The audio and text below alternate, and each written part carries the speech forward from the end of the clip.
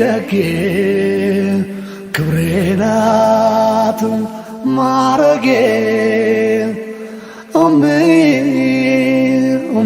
ሽታ አንቺ ያላህ ስጦታ وإياك والغلو في الدين بدين لا يدنبر مالفا أدراهن تدنقك احذر فإنه ليس من طريق الحق في شيء مكنياتهم كحق من قد بمن ملكو يميقنني للمنا يا الأقباب ما تبابك اهدن دا يمسله راسا لما تشود بس يا الأقباب يا لحق سوتشن بكهدد ببدعة بفسق مونجده الذي مكوركور بيهون انكواني حقيقة إننا مكوركور አይደለም ነገር ግን ብዙ ሰዎች ዲን ሽፋን ይሆናል እንጂ የግል ቂማቸውን ያወራርዱበታል ቅሬታቸውን ያመጡበታል ይሄ በዚህ ዘመን ከተለከፍንባቸው በሽታዎች ውስጥ አንዱ ነው ልንጠነቀቅ ይገባል ባጭሩ ሰዎች በክህደት ከመፈረጅ ጥንቃቄ ማድረግ አለብን ኩፍር ላይ ቢወድቁ እንኳን ክህደት ላይ ቢወድቁ እንኳን ሽሩጥና መዋኒዕ መመርመር አለባቸው መታሰብ አለባቸው ሽሩጥ ማለት አንድን ሰው በክህደት ከመፈረጃችን በፊት ተሟልተዋል ወይ እንድንፈረጀው የሚያደርጉ መስፈርቶች መዋኒዕ ማለት ያን ሰው በክህደት እንዳንፈርጅ የሚከላከሉ ሰበቦች ናቸው ሁለቱ ተያያዥ የሆኑ ነገሮች ናቸው ሽሩጥና መዋኒዕ በእያንዳንዱ ሸርጥ ማዶ ማኒዕ እናገኛለን ለምሳሌ ያክል አራት ነገሮችን እንመልከት የመጀመሪያው ሸርጥ ሰዎችን በኩፍር ለመወንጀል ዒልም መኖር አለበት የሚፈጽመው ጥፋት እንደሆነ የማያውቅ ከሆነ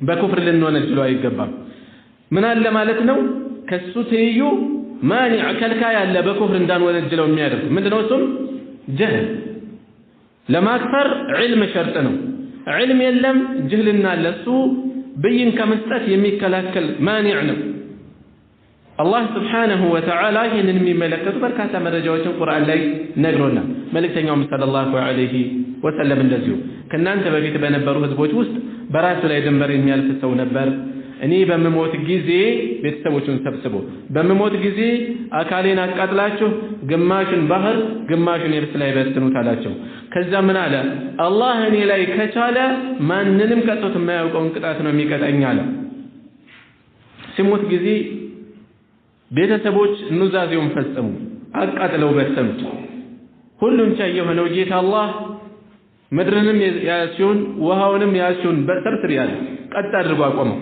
ለምን ይሄን አረክ ጌታዬ ሆይ ፈርቼህ ነው አለ ቅጣትህን ፈርቼ ነው አለ እኔን ስለፈራህ እኔን በመፍራቴን ስላረክ ይቀርብኛለሁ አለ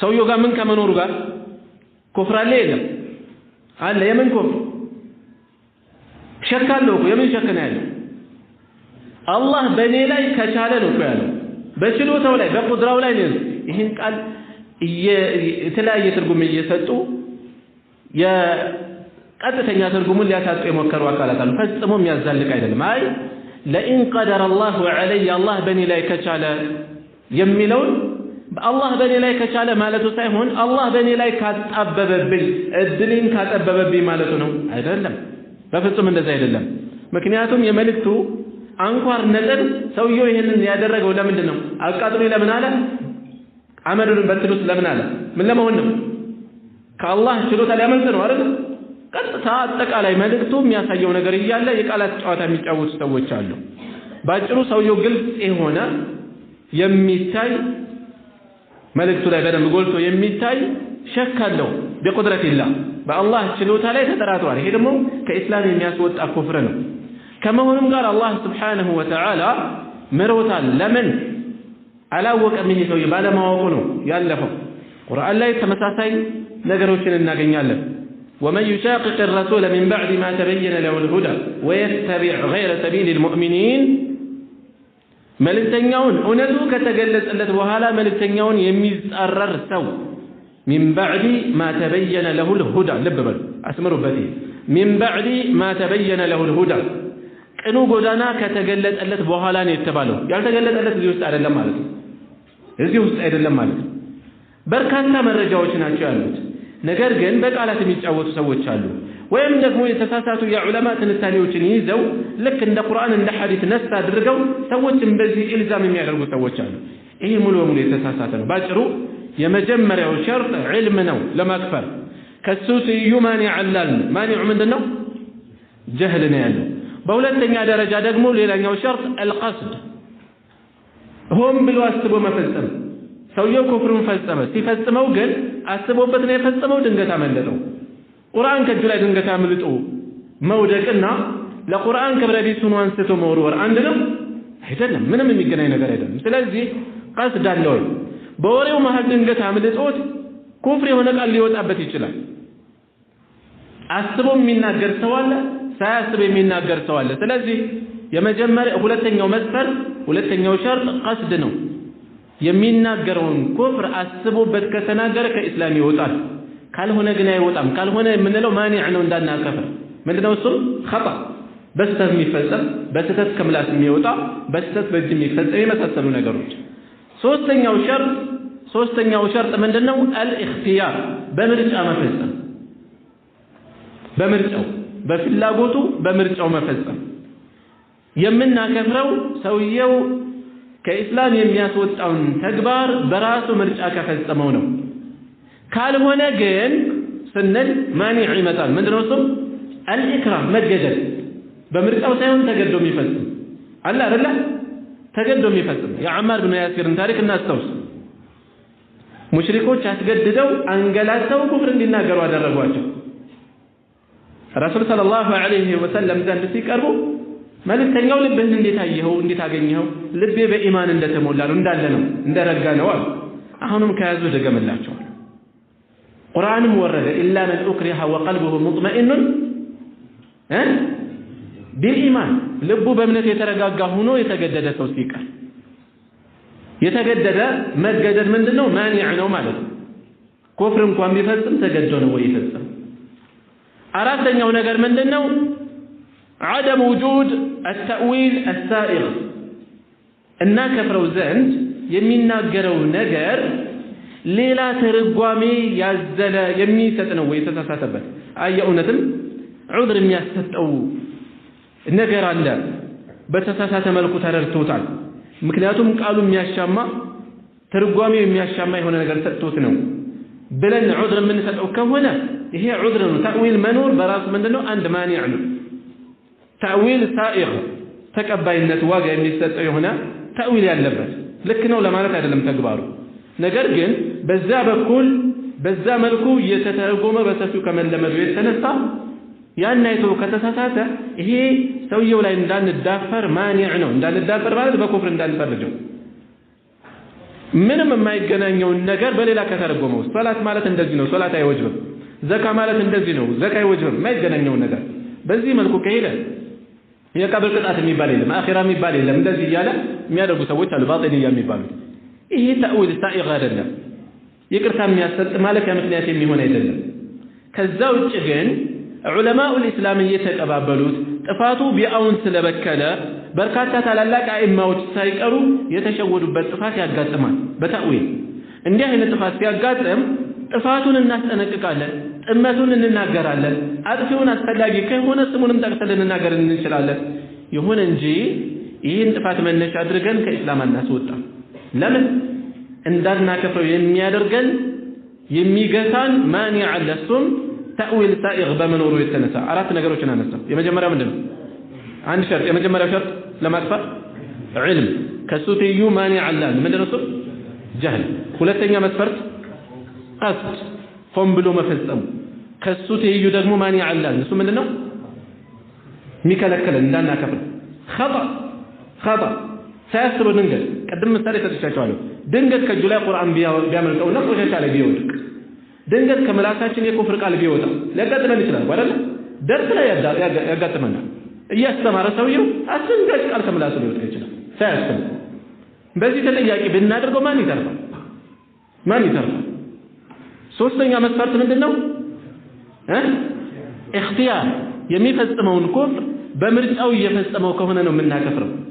ካልሆነ ግን ስንል ማኒዕ ይመጣል። ምንድነው ማኒዕ? ኢክራህ፣ ተገዶ ከሆነ ተጠያቂ አይሆንም። አራተኛው ደግሞ የተእዊል ጉዳይ ነው የሚመጣው ብለናል።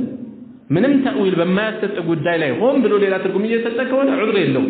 ነገር ግን ተእዊል ሳኢግ ተቀባይነት ያለው ማለት የሆነ ኢህቲማል የሚሰጠው አይነት ተእዊል ከሆነ የገባው ጥፋቱን እናስጠነቅቃለን። ጥፋቱ ኩፍር ነው የሚሆነው።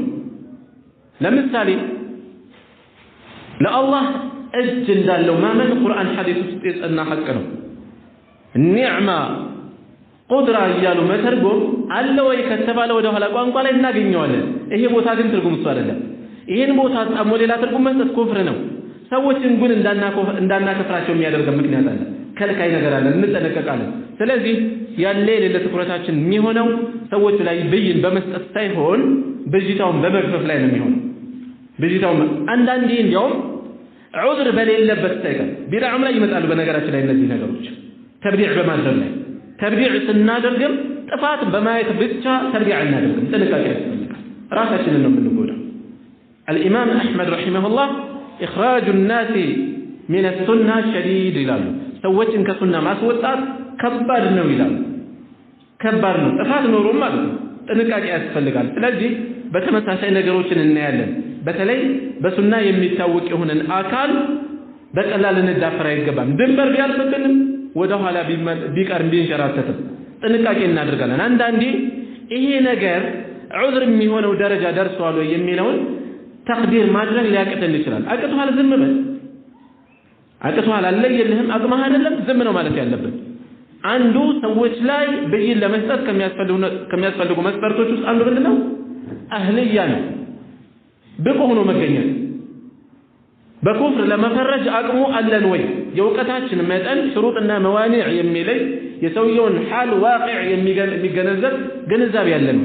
በዚህ መጠን ካልሆን እኛ ጥፋቱን ማስጠንቀቁ ላይ እንጂ ማተኮር ያለብን ብይን መስጠቱ ላይ አይደለም ማተኮር ያለብን። አንዳንዴ ሰውየው ዑድር ላይ ኖረው ይችላል። ነገር ግን ሰውየው ላይ ሁክም መስጠታችን ከመስለሐ ይልቅ መፍሰዳ የበዛ ሊሆን ይችላል። በዚህን ጊዜ ሰውየውን ትተነው ምናደርገው ምንድነው? እርምቱ ላይ እናተኩራለን። የግድ እያንዳንዱ ከሌላ ካልተናገርኩ ብለን ያለችንን የዳዕዋ ጭላንጭል ገደል የምንከታት ከሆነ ሂሳብ አለመቻል ነው። ሐቂቃ ሰው በራሱ ጉዳይ አያደርገውም። በዱንያ ጉዳይ ቢሆን አያደርገው። ዲን በየትኛውም ዘርፍ ላይ ነገሮችን እንድናሰላ ይጠይቀናል። ሼክ ኢብኑ ዑሰይሚን አንድ የሚገናኝ ባይሆንም ነገሮችን እንድናስብ የሚያስታውስ ነገር ለማንሳት ነው የፈለጉት። ሪያዱ ሳሊሒን ሸርሕ ላይ ምን ይላሉ? ፍልስጤም ምድር ላይ የሚደርሰውን አጥፍቶ መጥፋት አንስተው ልክ አይደለም ይላሉ። ወንድሞቻችን ፍልስጤማውያን ይሄዱና አጥፍቶ ጠፊ አፈንድቶ 6 ሰዎችን ይገላል።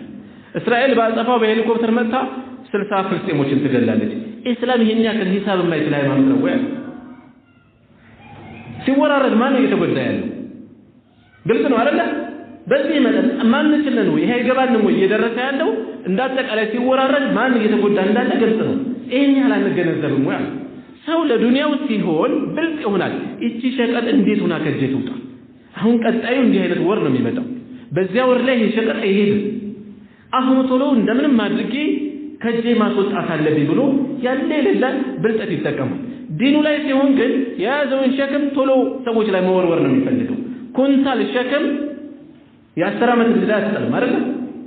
ልክ እንደዚሁ ግንዛቤው አናሳ በሆነ ሰው ላይ ሊያስበረግገው የሚችልን እውነት አትጥልበትም። እውነት እንኳን ቢሆን በልኩ ትቆማለህ። ስለዚህ አንዳንዴ ዑዝር የለም ብለን እንኳን ብናምን ሂሳብ መስራት አለብን። የትኛውን ማድረጋችን የተሻለ ምን ብናደርግ የተሻለ ነው የሚለውን ቆም ብለን እናያለን። طيب